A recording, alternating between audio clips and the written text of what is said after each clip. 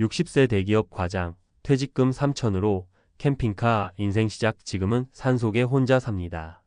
안녕하세요. 혹시 이런 이야기를 들어보셨나요?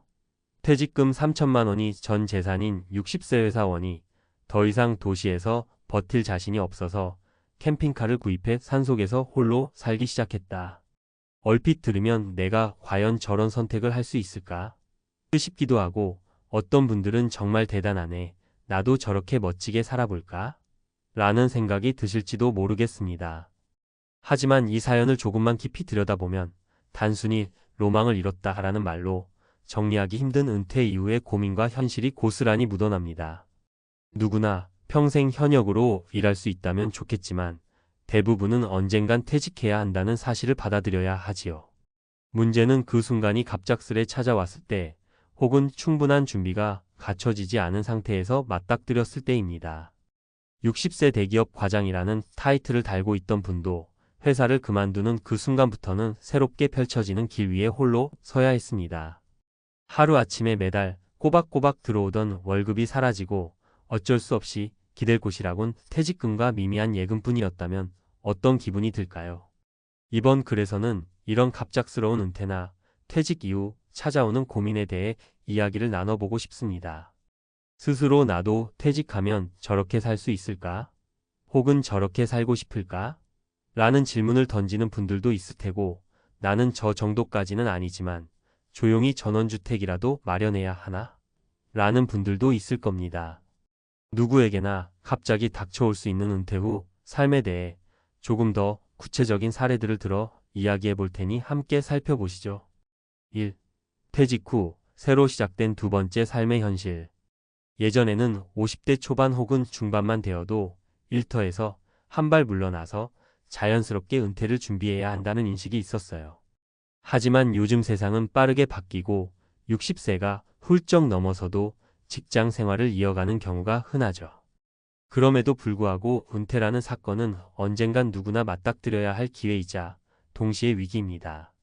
갑작스러운 경제적 변화, 꾸준히 월급이 들어오던 때와 달리 퇴직 후에는 고정 수입이 크게 줄어듭니다. 심리적 충격. 소속됐던 조직에서 나오면 더 이상 누구 과장, 누구 부장이라는 타이틀이 사라지면서 자신의 정체성에 혼란을 겪게 됩니다. 주변 환경 변화. 직장을 그만두고 매일 출근하지 않게 되면 생각보다 인간관계가 크게 줄어들고 고립되기 쉬워집니다. 그렇다 보니 어떤 분들은 자의 반 타의 반으로 전 재산을 털어 캠핑카나 작은 전원주택을 마련하고 도시를 떠나 새로운 삶을 시작하기도 합니다. 60세 대기업 과장분의 사례처럼 말이지요. 다만 이런 멋지고 자유로운 캠핑카 라이프가 실제로는 전 재산을 탕진하고도 생활비나 의료비가 부족해 산속에서 최소 비용으로 살아가야만 하는 삶일 수 있다는 점도 알아둬야 합니다. 2. 은퇴 후 삶을 바라보는 세 가지 사례. 구체적으로 은퇴 이후 선택의 갈림길에서 어떤 고민이 있고 어떤 선택들이 이루어졌는지 세 가지 사례를 들어보겠습니다. 모든 사례가 물론 정답은 아니지만 각자의 고민을 통해 우리도 은퇴를 미리 준비하고 방향성을 생각해 볼 수 있겠습니다. 사례 A. 55세 중소기업 생산직 퇴직자, 시골집 리모델링 후 소일거리로 생활. 첫 번째 사례는 중소기업 생산직으로 30년 넘게 일하시던 박모 씨 이야기입니다. 55세에 건강 문제로 퇴직하게 되었고 퇴직금과 약간의 목돈으로 본가가 있던 시골집을 리모델링해 직접 거주하기 시작했어요. 처음에는 어차피 서울에서 살기도 힘든데 시골집에서 전원생활하면 식비라도 줄고 공기도 좋겠지라고 가볍게 생각했답니다. 시골 생활의 장점. 아침 저녁으로 텃밭을 가꾸고 밭에서 난 채소로 식비를 절약할 수 있음. 월세나 관리비에 대한 부담이 적은 본가가 이미 있으니 마음 편하게 자연에서 힐링할 수 있다. 시골 생활의 단점. 예상외로 리모델링 비용이 많이 들었음. 오래된 집이다 보니 보수할 곳이 끝도 없었고 공사비가 생각보다 컸다. 이웃과의 친목은 좋지만 인구가 적다 보니 의료시설이나 편의시설이 턱없이 부족함. 생활비가 거의 들지 않을 줄 알았는데 오히려 차량 유지비나 기름값 등 생각지 못한 지출이 생기곤 함. 결국 박모 씨는 시골에서 생산되는 농작물을 온라인으로 판매해 소소하게나마 용돈벌이를 시작했습니다. 큰 돈은 아니지만 월 50만 원 정도라도 수익이 생기니 한결 마음이 편해졌다고 해요. 퇴직 이후에 가장 무서운 건 수입이 0이 되는 순간이라면서 최소한 자기가 쓰는 만큼은 자급자족할 수 있는 구조를 마련해야 한다고 강조했습니다. 사례 B60세 대기업 과장, 퇴직금 3천으로 캠핑카 인생 시작. 두 번째 사례가 바로 우리가 서두에 이야기한 대기업에서 과장으로 30년 넘게 재직하신 김모 씨의 이야기입니다. 연봉도 꽤 높았고 매달 받던 월급에 맞춰 지출도 컸지만 문제는 퇴직 직전에 부동산 투자 실패로 많은 돈을 잃으셨다고 해요.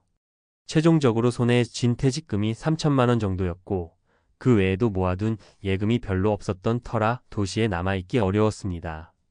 처음에는 하루 이틀 정도만 여행하듯 캠핑카 생활을 즐겼어요. 그런데 막상 집을 처분하고 나니 갈 곳이 없더라고요. 김모 씨가 말하길 처음엔 이 생활도 생각보다 괜찮은데? 라며 낭만을 느끼기도 했답니다. 그러나 현실은 그리 만만치 않았습니다. 캠핑카 생활의 초기 비용. 중고 캠핑카 구입 약 2천만 원 구입 당시 성능이나 옵션에 따라 천차만별. 운영 비용 자동차세, 보험료, 유류비 등 생각보다 비용이 계속 든다. 실제 생활의 어려움. 샤워나 화장실 이용 등 개인 위생을 해결하기가 쉽지 않아 공중시설 의존도가 높다. 전기나 난방 문제, 겨울에는 캠핑카, 난방유와 전기 충전이 만만치 않은 부담. 사회적 관계 단절 회사에서 함께 지내던 사람들과는 멀어지고 새롭게 마을 공동체에 들어가려 해도 이방인 취급을 받기 쉬움. 결국 김모 씨는 마음의 여유가 있다면야 캠핑카 생활이 참 좋죠? 하지만 돈과 체력, 심지어 마음까지 준비되지 않은 상태에서 선택하니 막상 도시에서의 삶보다 더 고단한 일상으로 이어진다고 털어놓았습니다. 물론 지금은 캠핑카로 전국을 돌며 간간히 아르바이트도 하고 공원 근처 주차장에서 비박에 가까운 생활을 이어가지만 정말로 이 삶이 행복한가는 여전히 자신에게 큰 숙제로 남아있다고 합니다. 사례 C 65세 퇴직 공무원, 은퇴 후 재취업으로 노후 대비. 세 번째 사례는 조금 다른 이야기입니다. 65세의 공무원으로 정년퇴직한 이모 씨는 정년퇴직 후에도 부족한 생활비를 채우기 위해 재취업을 선택했습니다.